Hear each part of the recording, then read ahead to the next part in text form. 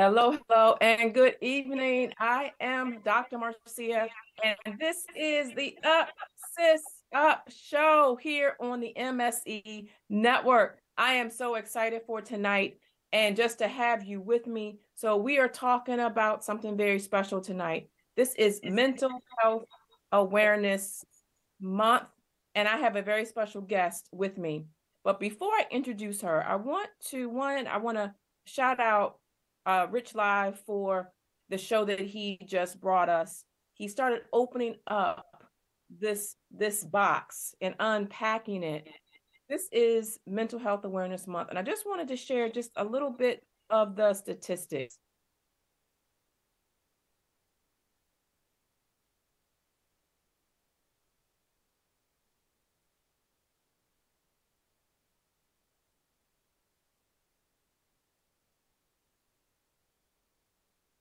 Of adults are living with at least one mental health disorder. Okay, at least one. That is shockingly 50 million people here in the United States. And of them, percent are untreated. And I'm even going to say undiagnosed and untreated. And so I gave this statistic last week, but it's even more shocking this week because by now, guess what? That number has gone up because this is something that we're starting to talk about it, but it's still a stigma. It's still a challenge. It's still hidden. It's still a thing that we haven't been able to kind of get to the bottom of. And so, hello, Ronnie. Good to see you. I see you in the chat. And so what I wanted to do is that I wanted to bring an expert. I'm getting some feedback. I'm not sure. And it's someone who has been in this mental health space, who has been doing this a while. And so what I want to bring, Rick, are we good?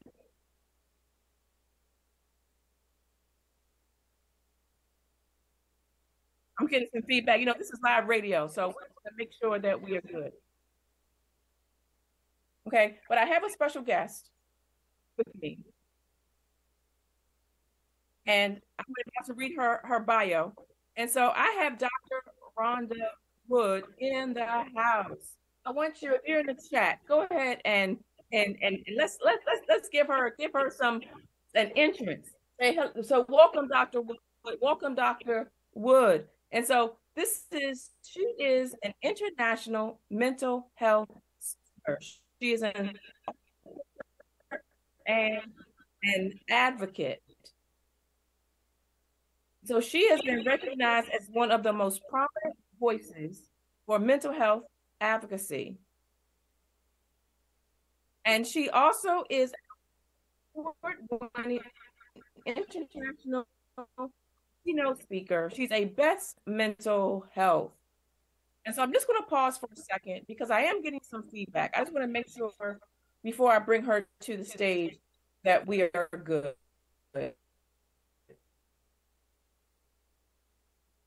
Juicy, are we good? Are we good? It was coming through clear.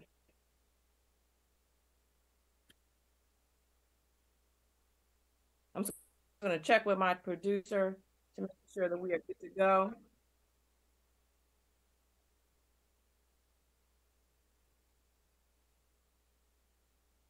All right, still getting a little feedback, but as we get prepared, I want to know if you have been struggling, if you, let's say we know someone who has been struggling with mental health illness. I want you to put two in the chat.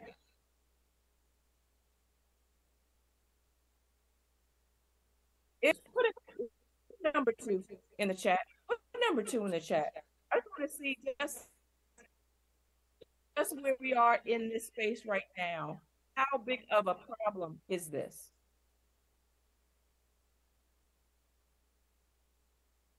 Again, we're putting number 2 in the chat. Number 2 in the chat. All right.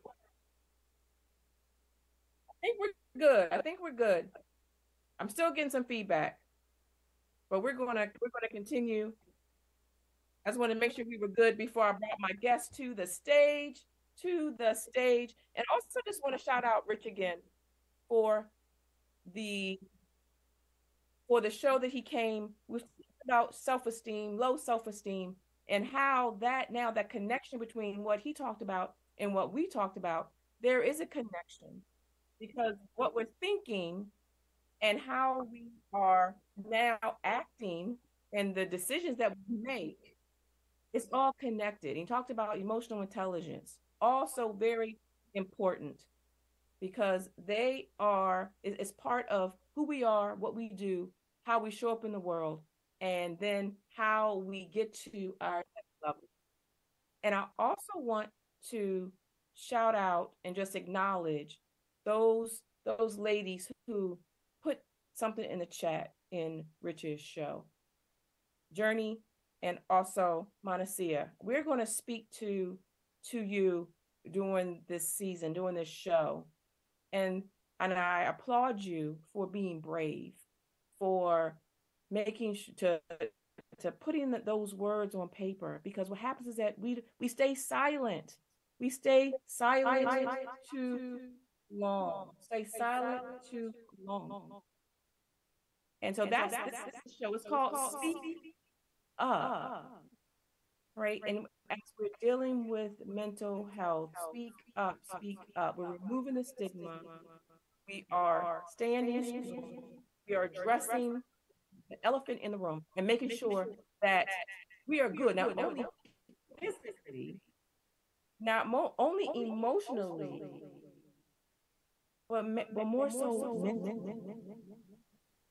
And my heart goes out to those young ladies, even as Rich was reading the thoughts. And I see Journey. She says, "Can I subscribe with having Facebook?" She's deactivating her social media. Do you have an email address? If you have an email address, I do believe that you can go ahead and subscribe to the MSE network.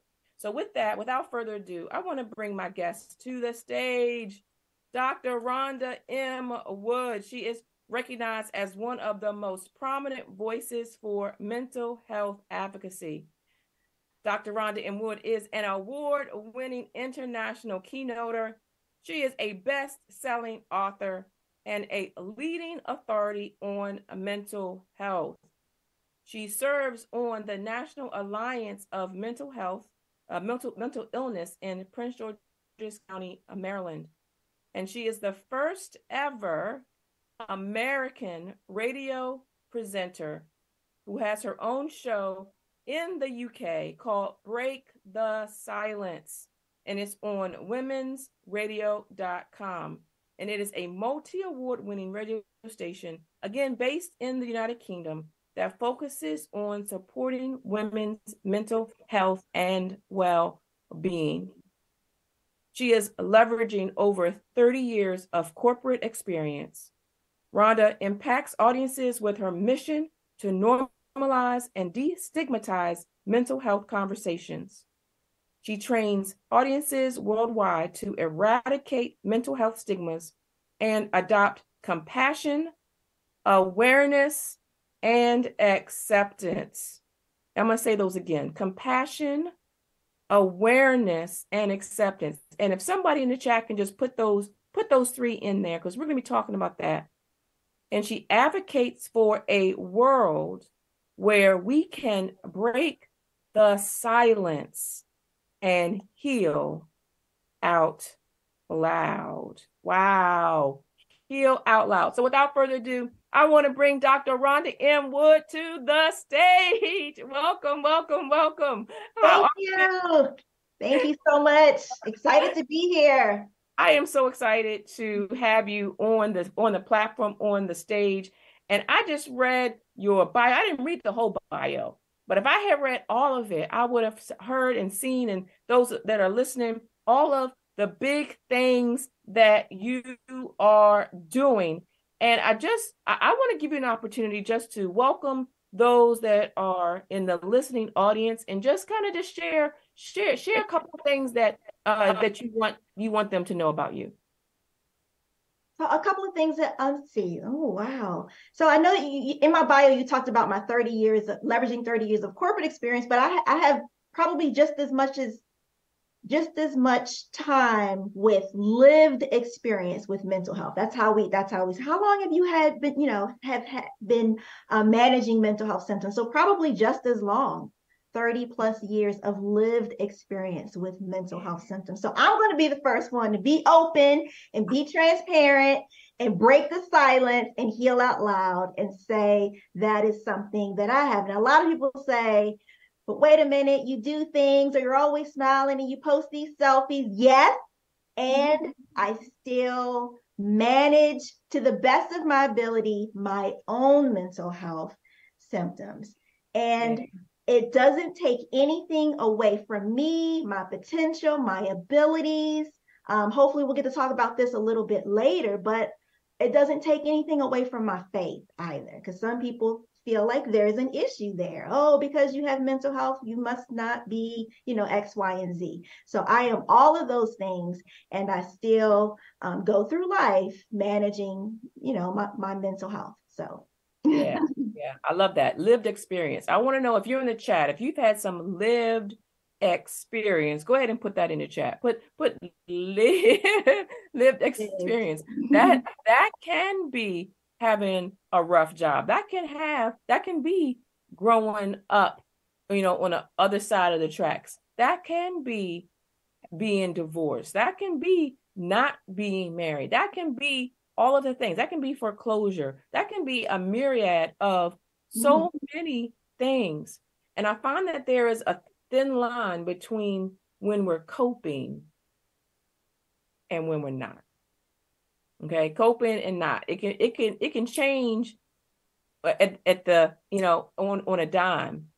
And so that's one when we're talking about emotional intelligence that Rich brought from the last show, it is so very important. And so I have a question for you, Dr. Rhonda.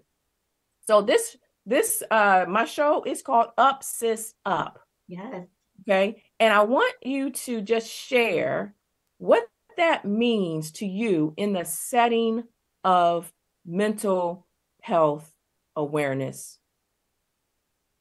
Sure. Oh, I love that. So, up sis up. So, a little bit of what I just shared before is that I am able to share mental health awareness. I am able to be aware of my mental health symptoms, of my mental health triggers. However, I don't let those things hold me back, keep me from, I love how you say life be life. And this doesn't hold me back from experiencing the things that I want to experience in life, from achieving things that I want to experience, from accomplishing things. Yes, there are challenges along the way. Having mental health symptoms may make it a little bit more challenging, may make it difficult. I may have to wait a day. I may have to step back. I may have to do, things to be able to get through. But I am still, my goal is to continue to elevate.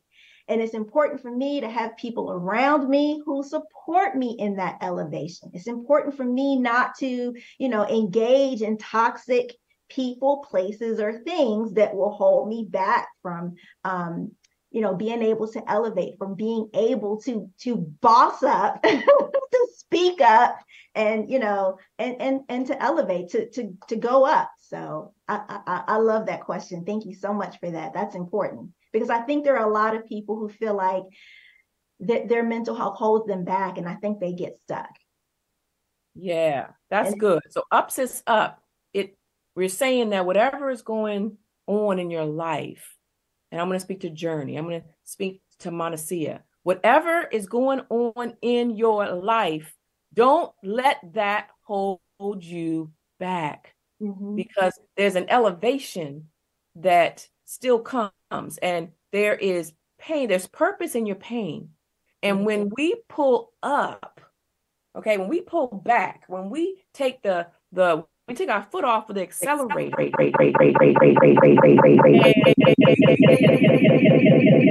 back, now that affects our elevation. But it's a mental thing. We get to decide. One of the things I say is, you get to create your own experience in the world. And so when we pull back, now we start living someone else's life instead of our own life. And so we are breaking the silence. We are breaking the silence. And so as we're talking about mental health, and I'm going to make it mainstream, right? We could be talking about depression. We could talk about suicidality, and we are going to cover that. But let's talk about just we can talk about anxiety. We can talk about all the things, bullying. But let's talk about just everyday things that's also mental health. I'm gonna ask you a question, Dr. Rhonda. Let's talk about the superwoman syndrome. What are your thoughts on that? That's a big one. And I'm so glad this is a women's empowerment radio station, because I think that's huge. And I think a lot of women have that. I believe, let me just again be transparent and be open and break my silence and say that was definitely something that I thought was what we were supposed to do. I thought we were supposed to be groomed to be all we can be. I loved Wonder Woman growing up. I had the Wonder Woman underoos. I had the red boots. I wanted to be her for Halloween. Like, she was one of my favorite superheroes. And so I thought that we were supposed to have this image and quality of being strong, being in control, and being in charge all the time. So here are a few characteristics that I had. So here I was. Now I'm fresh out of college. I'm working for my first law firm. I'm trying to climb that corporate ladder. I want to be all I can be, right? I'm like, okay, I got a little education under my belt. Let me put some stuff to work. And so the superwoman syndrome takes place when quality number one, you have this obligation to be strong no matter what. Now, I'm not saying that there's anything wrong with being strong. It is one of my superpowers. It is what's gotten me through a lot of difficulties and challenges and obstacles. So there's nothing wrong with strength. But when you are like, at all costs, no matter what, I just have this obligation to be strong, that's where it can creep up and be an issue. Number two, and for me, that took place not only professionally, but personally. Oh, I got to always be strong. And it was appearing strong. So even when there were days that were difficult for me, even when there were, when I felt like I needed to take a step back, I still felt like, no, I got to put on this image of being strong. I got this, I got this, I got this. The second part of being in the superwoman syndrome is the obligation, feeling obligated to suppress your emotions, right? So even on days when we're sad, even times when we're grieving, even when things are bothering us, we suppress that and we just keep pushing, right? We just keep moving forward. So what that meant for me was there were times when, okay, so my day is, because it's busy. I'm a superwoman. So I have to, go in early, work through lunch, stay late, come home, finish working. But there's also homework. There's cheerleading practice. There's dinner. There's putting out the trash. There's doing the laundry. There's all of these things. Go to bed, wake up, do it again the next day. Weekends are full. Plus, I'm attached to my mobile device in case work needs something. So it's that I have to push my feelings, my thoughts, my emotions aside because I don't have time to deal with them. So I feel obligated to put them on the back burner so that I can function and keep moving forward. That's quality number two. Quality number three is the resistance to being vulnerable. So of course, there were times when I felt like, oh, I could really use some help. Oh, this is too much to do by myself. But the superwoman syndrome doesn't allow you to do those things. The superwoman syndrome, again, is having this image that I got this, I can do it, I can handle it, because we don't want to look weak. The superwoman syndrome is important that we always appear strong. Quality number 4 is this obligation. You got to help everybody. You got to do it. You feel responsible. It's your job. I have to be the lead on this project. I got to bring the chips and the juice for the football team. I mean, I'm the cheerleading mom. I got to make sure everybody has a ride. I got to make sure everybody shoot like this. Okay, taking on too much, right? That's that superwoman syndrome. And let me go ahead and just do the last one is the most important one, in my opinion, the one that I struggled with the most. This determination to succeed no matter what, despite what your resources are. So you always have this feeling of, I could be doing more. I'm not doing enough, or feeling like I'm not enough, or I don't have enough. I should be doing more. Sometimes you feel like, oh, I'm a certain age or I'm a certain point in life and I should have this. So this determination, I have to succeed. I have to succeed. I have to do more. I have to do more. I have to do more. And when you take all of those qualities, you get the superwoman syndrome. So how did that show up for me at work? Dr. Rhonda, I'm gonna pause you for 1 second because I wanna go to the chat for a second. Okay. And so we talked about the five things, the 5 qualities of a superwoman. Mm-hmm. And so and I want somebody to put that in the chat for me. One is the obligation to be strong. Okay. Ooh. All right. Number 2 is obligation to suppress your emotions. Okay. Number 3 is some resistance to being vulnerable. Number 4, you feel a need to help everybody. And number 5, you're determined to succeed no matter the resources that you have. And so as you're putting those in the chat, here's the moment of truth. I want all those who have an S on their chest. Okay, I know mine is in there. Is Dr. Ron, yours in there too? Okay, if you have an S on your chest, I want you to put an S. I want you to put an S in the chat. Okay, all right. So right now we're being aware. Okay, we're being self-aware of where we are, who we are, and I know we got lots of S's coming in. I know. Okay, so now we've established who we're talking about. Okay. And so now go ahead, Dr. Rhonda, tell us your personal story. I love how you talk about that. That's that Alicia Keys. What did Alicia Keys say about that song Superwoman? She said, I still put on the vest with the S on my chest. Yes, yeah. Still do it. I love it. Yeah. So I just wanted to share real quick that when I was at work, first of all, I worked for a law firm, mostly men, mostly white. And so a lot of times I would go to meetings, I would be on projects, or, I'd be working with people. And I was probably either the only female or very few females in the room, or like the only person of color. And so when I would look around the room, my superwoman syndrome came out, because I was like, okay, Rhonda, no matter what, you have got to do a good job, no matter what. No matter what, you have to look like you are in control and in charge. Girl, you got to look like you got this. No matter what, don't you ask for no help. No matter what, even if you have to stay up some extra hours, even if you have to stay in this office longer and not go home, you have to make sure that you look good. You got this. Don't ask for help. Like my superwoman syndrome came out at all costs, because I never wanted them to think. I felt like, man, I worked so hard to get here. I got to prove that I belong here, that I belong in this position, in this room, at this table, doing this project. I wanted to feel like they didn't make a mistake hiring me, appointing me, any of those things. So that's when it came out. So even when I felt stressed, even when I felt overwhelmed, even when I felt like, ooh, this is too much, even when there are things going on at home, even when my daughter was like, I don't want to go to school today, and I'm ready to pull my hair out, even when, like, the dog didn't want, like, all of these things, I would still come to work like, okay, get yourself together. Okay, no matter what's going on, this has to always be together. Always. Okay.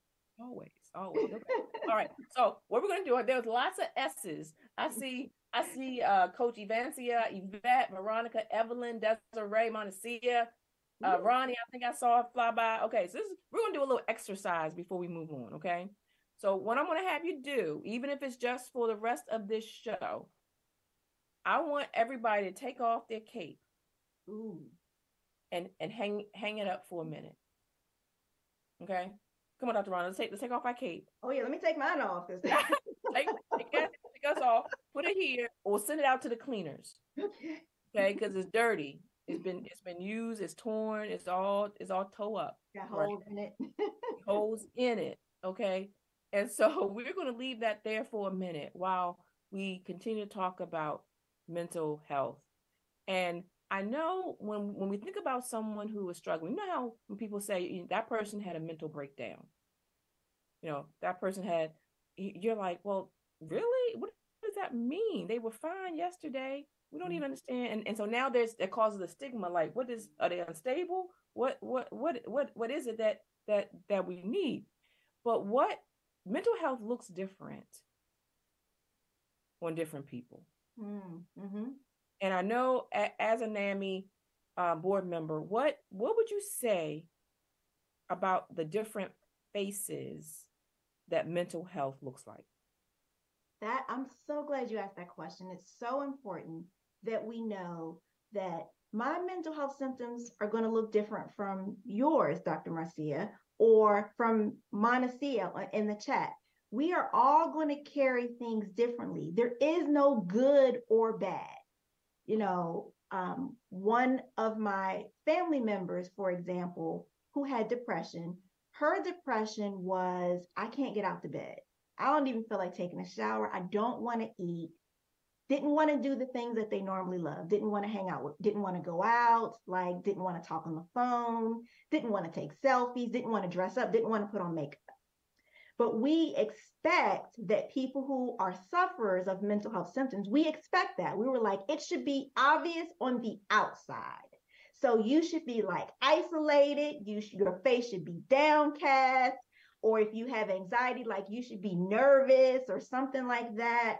But what a lot of people don't realize is that the different phases of mental health. So many of us, we learn this rehearsed look.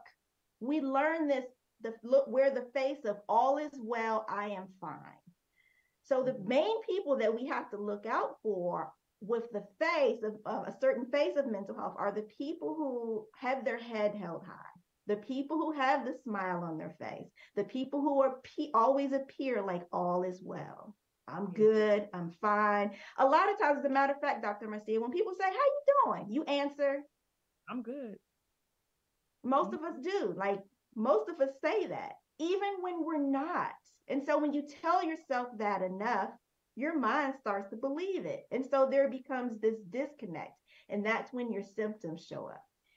Even though your body is like, we're not good, you're telling people with your mouth that you are good. And your mind's like, oh, wait a minute. It's not right. And so I just want people to understand that mental health symptoms aren't always going to be shown externally. That there are people who can look okay on the outside. So for me, for example, even though I had symptoms, I was still, in most cases, I was still functional.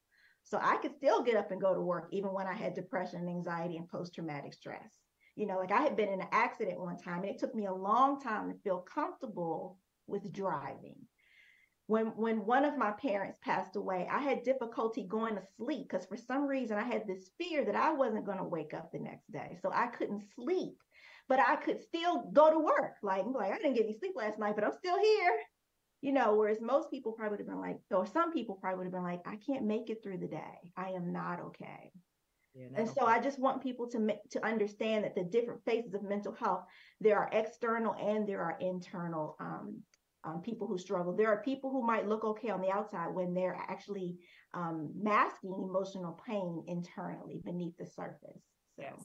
I love how you said you use the word masking.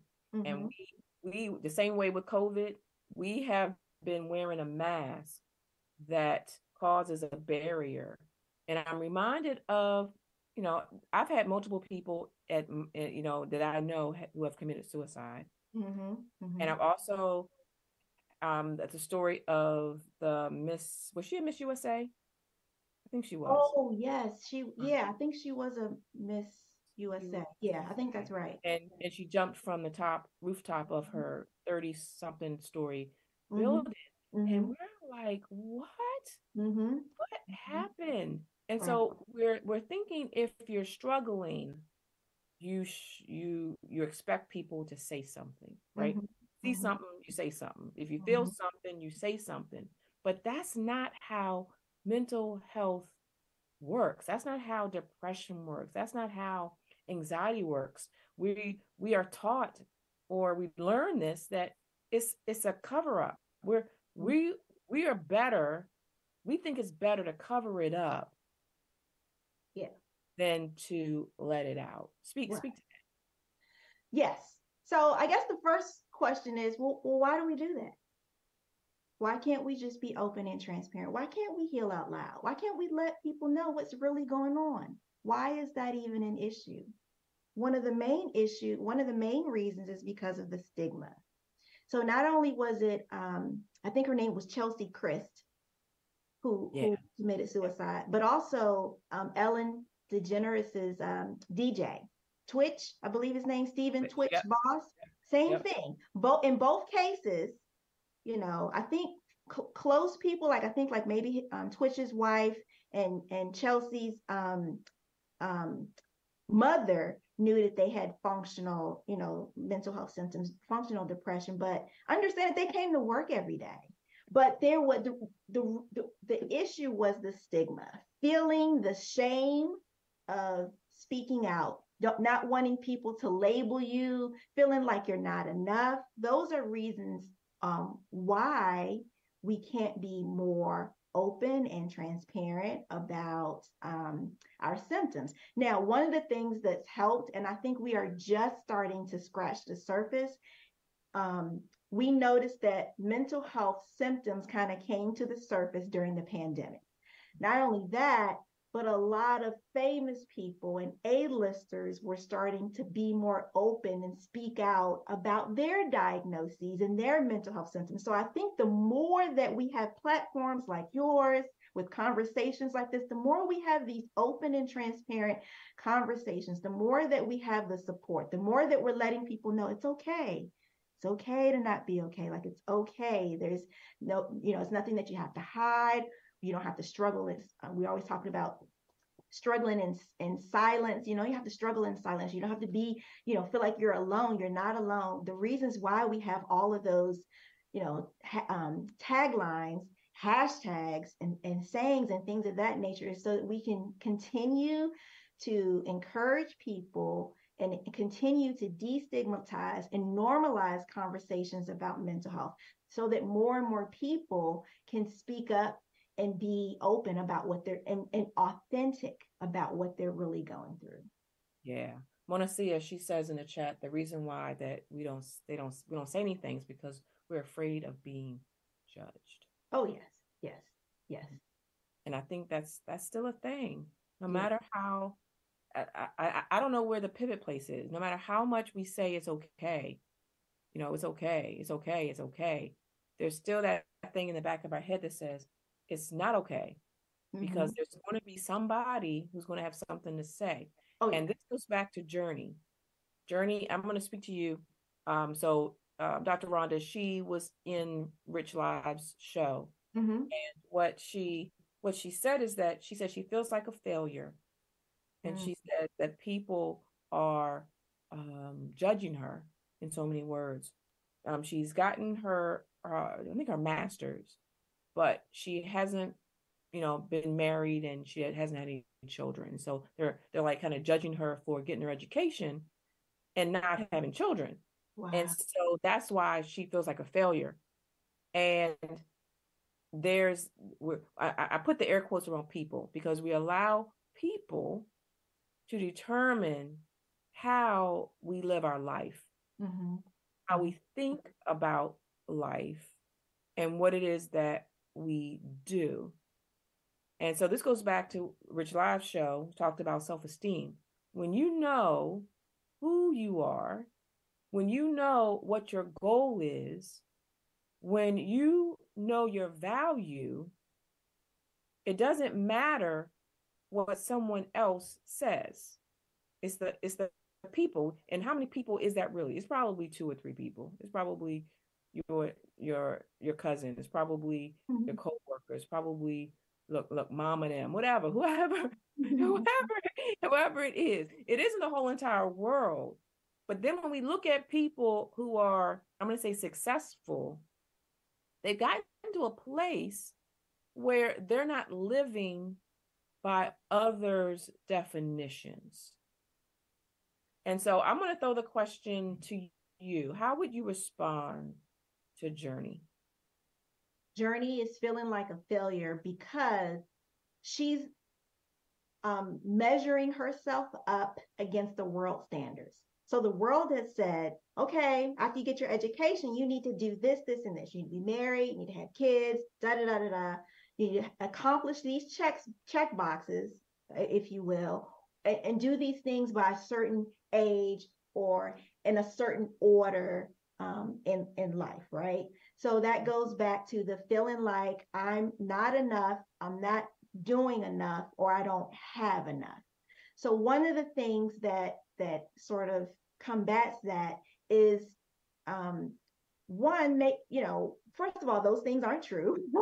Let's start there. But also realizing who, Rich talked about self-esteem, realizing who you are, what your gifts and your talents are. Your value and your worth isn't based on whether or not you are married. Your value and your gifts and who you are and what you bring to the world and how you serve others has nothing to do with whether or not you have children or how many children you have.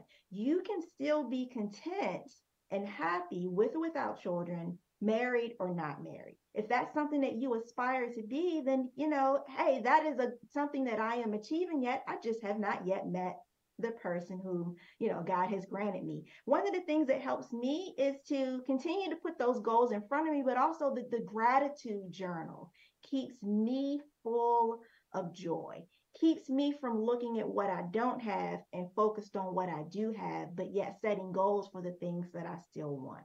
So for Journey, I'm with you, boo. I understand. I get it.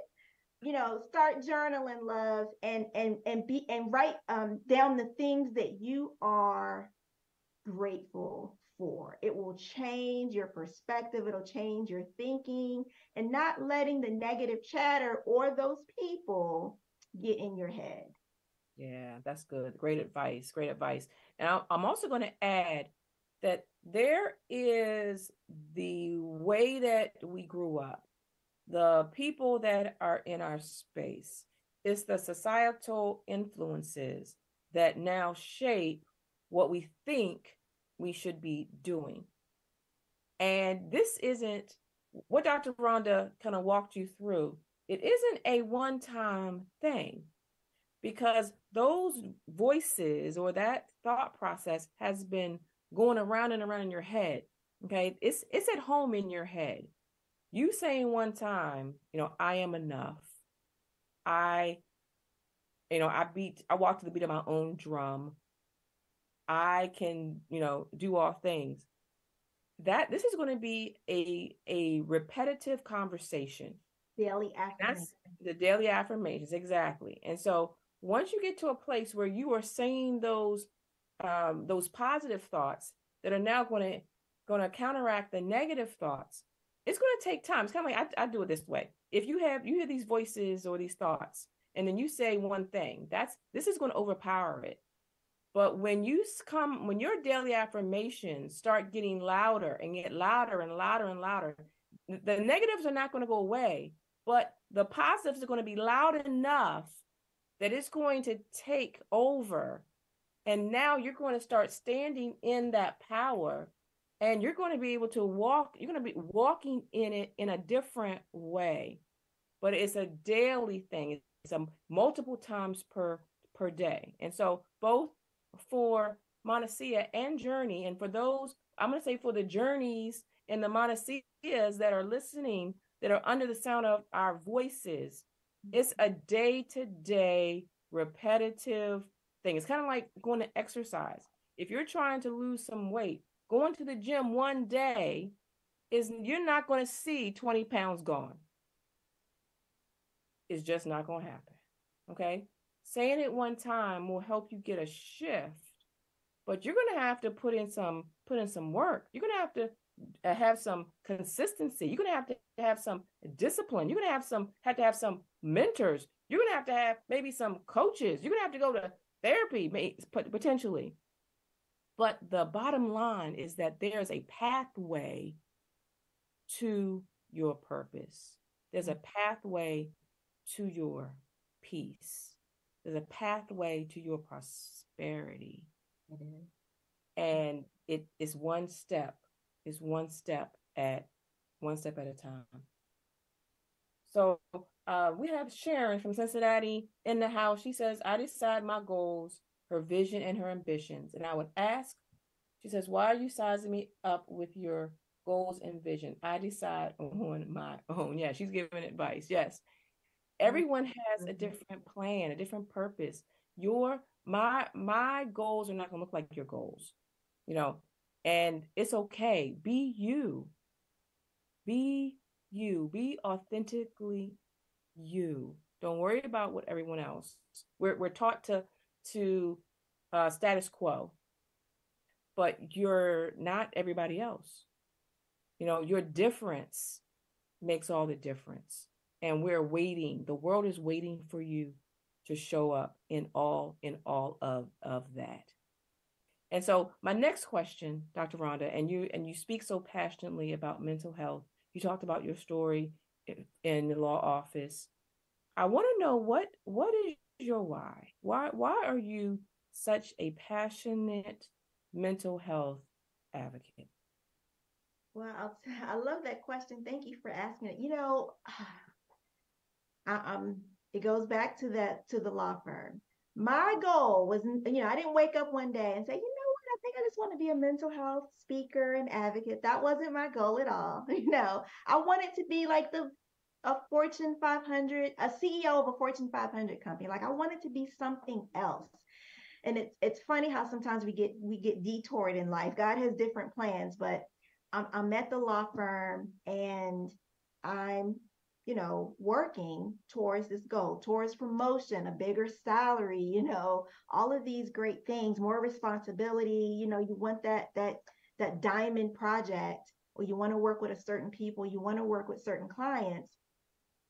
And after a while of being there for a few years, I started to feel this sort of discontentment. I started to feel like, well, this is great and everything, but something just didn't feel right. And it wasn't until my then teenager, she started to experience some mental health symptoms. We went to started going to talk therapy, Dr. Marcea. I had never really gone to a therapist before other than for grief therapy. You have family pass away, you go, you learn how to grieve, and you go back to work after your bereavement leave. But it was in the doctor's office, I started to learn how to do things differently. So I'll give an example. I used to drive I actually kept my car that I had before this SUV. I had it for 20 years. 20 years. I had a Lexus. When it first came out, I kept it for 20 years and then I bought another car. But the Lexus that I had, I loved it. It was one of my first cars. I drove it and it seemed like it drove fine. But when I took it for a tune-up, when they gave me a new battery, when they rotated my tires, when they gave me an oil change, when they put new wiper blades on there, I was like, it drives better now. So I felt like when I started to focus on prioritizing my mental health, I felt like I could function before. But when I really started to focus on my mental health, when I started to become more aware of my symptoms and what triggered me and what people, places, and things were not good for me, when I started to learn boundaries and to be able to put power in saying no, when I started to do my affirmations, when I started to practice mindfulness, when I started to realize there were probably some things from my, things from my past, things from my childhood and adolescence years that were probably traumatic And those were affecting some of my decisions and relationships that I had as an adult. When all of those things started to become where I felt like I had this tune up and I just started to function differently. So my why became when I started to focus on my mental health and I saw how it changed my relationship with my daughter, when I saw how it changed the way I woke up every day, even when I would talk to my friends and I'd be like, yeah, I went to therapy and I learned, they started looking forward to my therapy sessions. When I saw how much me changing and being open about what I was going through, when I saw how much it helped other people, I started to lean in a little bit more and I wanted to do more in the form of, because I was like, a lot of people don't know this because it's such a secret. There's so much shame attached to it. So I was like, well, not only do we need to focus on mental health, but we need to focus on being open and real and authentic about how we're thinking, about how we're feeling, and about how we're doing. Yeah, that's good. I want to open up the chat lines. If you have a question for Dr. Rhonda, go ahead and put that in the chat. And I know that I want to talk. I want to close with some solutions. Some of them that we've already have spoken about, but I want you to share how people can get a hold of you. I know you are a mental health advocate. You are a speaker. You're on the board of NAMI. If they want to reach out to you, do they do that? The best way to reach out to me is through my website, drrhondanwood.com, or you can follow me on social media. All of my social media handles, I think I have 10 social media handles. So you can find me on any one of them. My handle is also drrhondanwood.com. drrhondanwood.com is my website. My social media handle is at Dr. Rhonda M. Wood. That's the best way to contact me.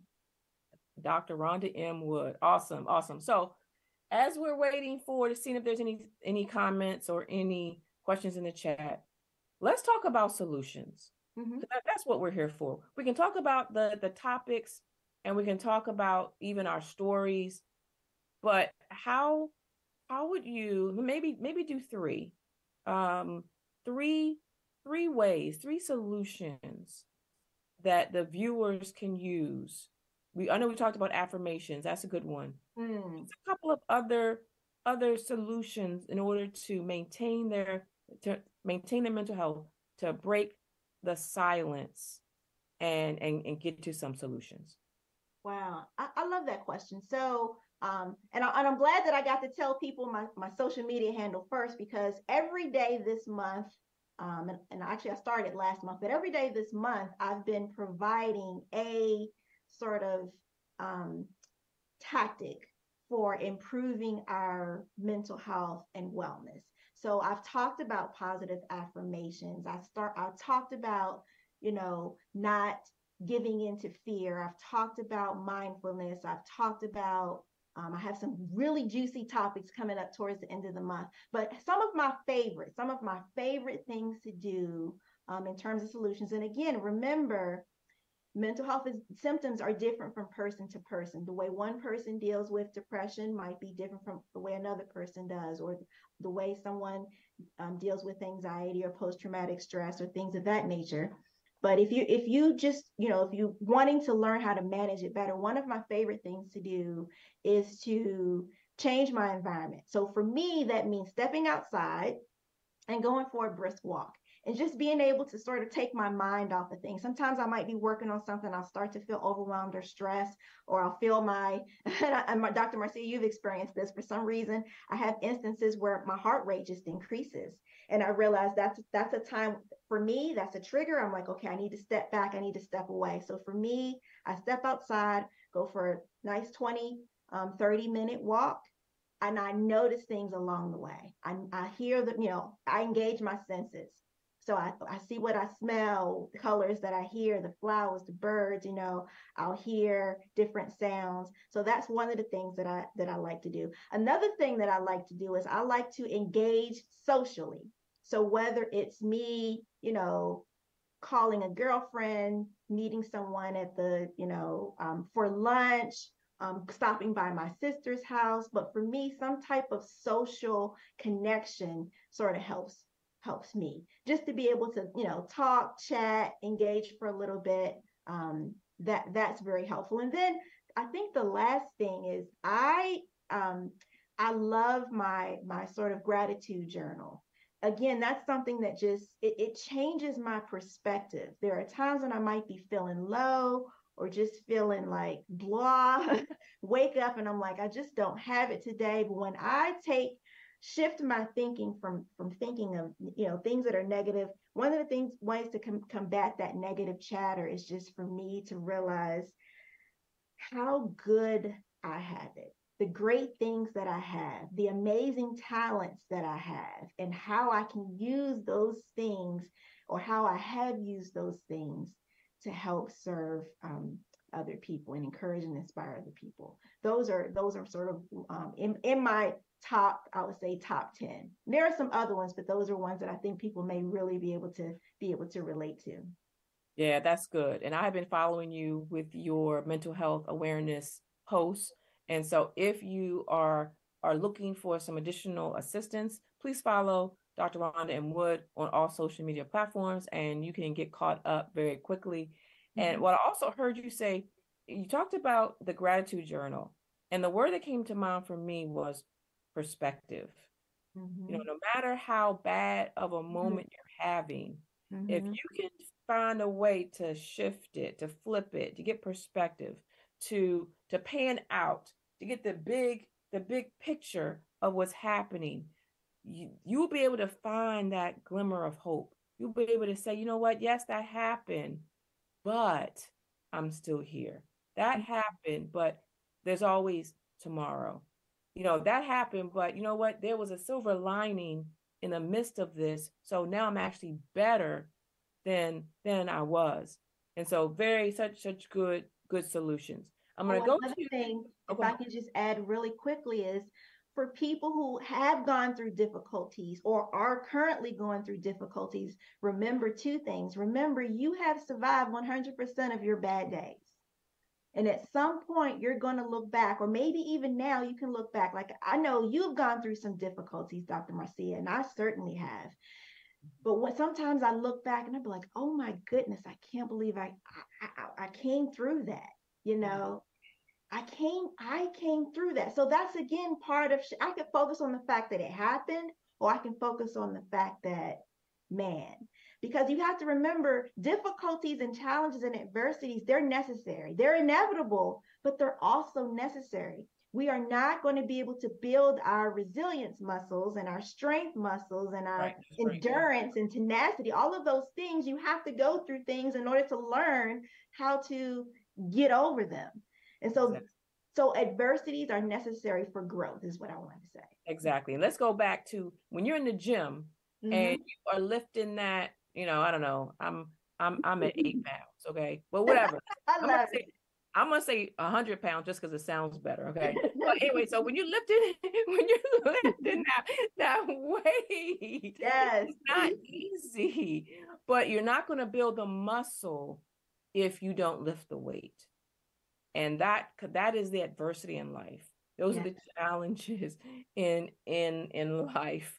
And so I'm going to add another solution. And if you are struggling with mental health, if you are thinking about hurting yourself, if you're thinking, well, for me, I didn't think about hurting myself, but I thought about just not being here. I've been there too. Okay. Yeah. And I said, that's code for suicidal ideation. But I wouldn't have said it out loud. But I was going through some tough times. I mean, I've had both of my parents were killed in a car accident, and I've been through a taxing divorce and some other things that came along with that. And so there were times where, as I was deciding to leave, there were some hard times, and I'm thinking this is just too hard for me. Yeah, I've been through medical school. There were some days where it was just too hard. But if you're in that place, if you need to talk, call the suicide hotline. You can dial 988, any phone. You can also text. You can text 988 as well. And there's someone who is there, who is ready, available to talk. I hear about, someone at the bottom of a ravine, and I'm like, how come they just didn't say something? Say something. Please do not go, do not think you're alone. Don't think there's no help. Don't think that it's helpless, that it's hopeless. There's always another option. And there's light at the end of the tunnel. You may not be able to see it right now, but keep moving forward. Keep going, because there is going to be a light that's going to There's hope. Yes. There's hope. There's hope. Yes. There's hope. There's hope for whatever is happening. So I love this. I love this conversation. Thank you for being present. Thank you for, I love your smile. I love your energy. I love the work that you are doing. And so if you're listening, go ahead and follow Dr. Rhonda on all social media platforms at Dr. Rhonda M. Wood. Do you have any, like, what's next for you? Do you have speaking engagements? Do you have an event? What's happening? What's going on? So tomorrow, well, this happened tomorrow. I'm going to be on sort of a news station. It's still Mental Health Awareness Month, so I'm going to go and talk about mental health. The week after that, I'm going to go and MC an event.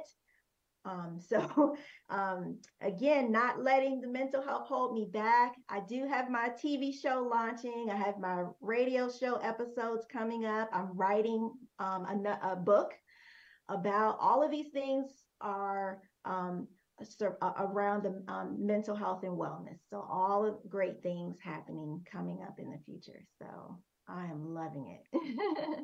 Awesome. I want to do one thing before we leave out. I do have I have a giveaway. So I have a book, and it's called Marked from Birth. Now, to get it, I want you to put in the chat one of the Superwoman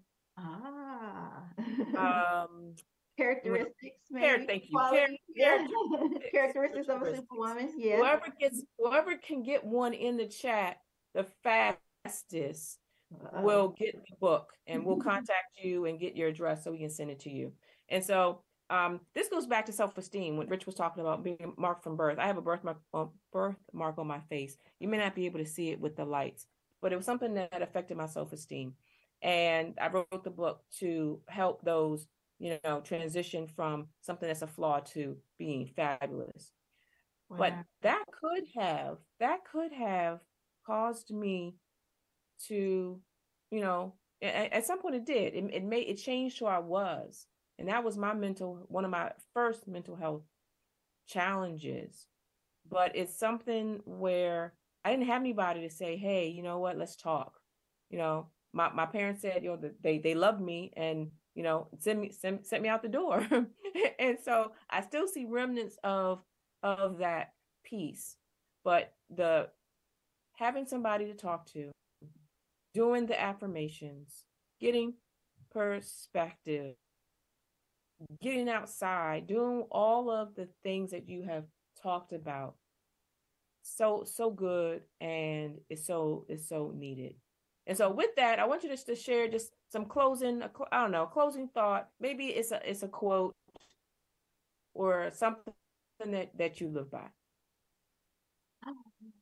So one of the things I wanted to say is that there were times when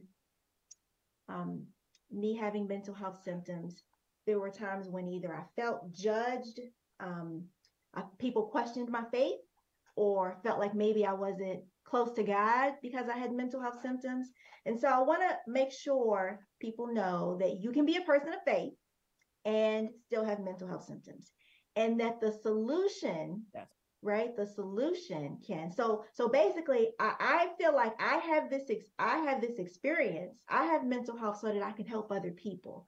I have mental health, and I'm not letting it hold me back. And I want that to be inspiration for other people. Now, I'm not saying that it's always been that way. I had to learn those things. So I help other people with those things. But I want to make sure that people know that if you have mental health symptoms, if you have a mental illness, if you struggle with your diagnoses, or, being on medicine, or having to be admitted, or feeling like you don't want to be here anymore, all those things, it's okay to not be okay. But also understand that doesn't mean you're not close to God. It doesn't mean that you aren't a Christian. Doesn't mean that your faith is weak. Doesn't mean that you're to blame. It's something that you did. You're in sin. All of those things are untrue. There are times when God will absolutely put people and resources in your path. And understand, again, those adversities are necessary. So there is purpose in those experiences. It's purpose even with your mental health diagnoses.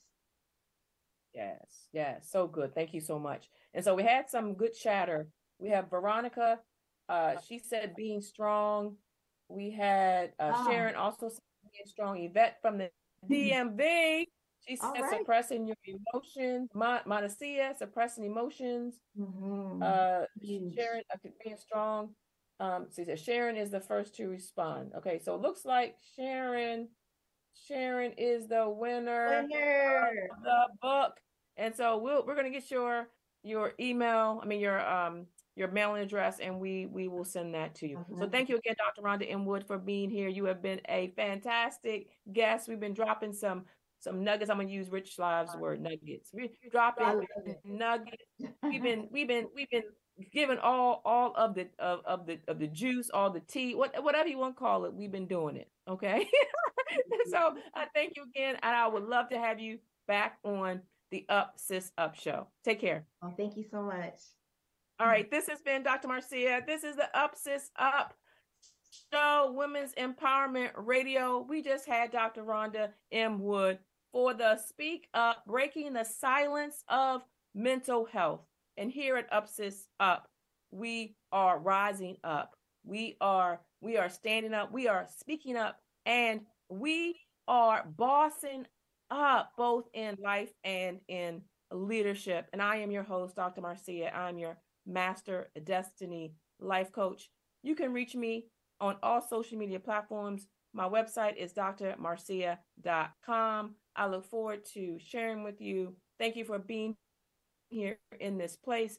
Shout out to Rich Live for his platform, and for those that are watching. Until next time, next week, 8 o'clock here on the MSC Network. Good night.